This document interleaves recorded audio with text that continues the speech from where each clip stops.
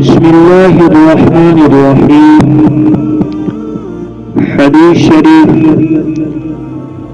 باجماعت نماز کی اہمیت و فضیلت اور گزشتہ گناہوں کی معافی کے بارے میں حدیث نبوی صلی اللہ علیہ وسلم۔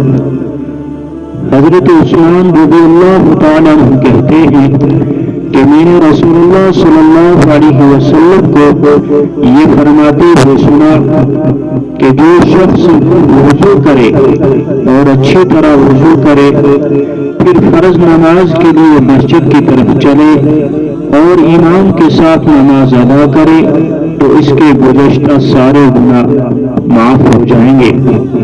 حضرت عبد الرحمن بن عبداللہ رضی اللہ تعالیٰ عنہما سے روایت ہے کہ جناب نبی کریم صلی اللہ علیہ وسلم نے ارشاد فرمایا کہ اللہ تبارک و تعالی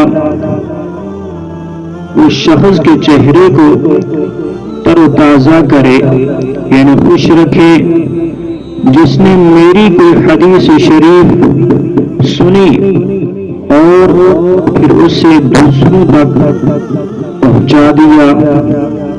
یہ حدیث مبارکہ سنن ابن ماجہ کی ہے۔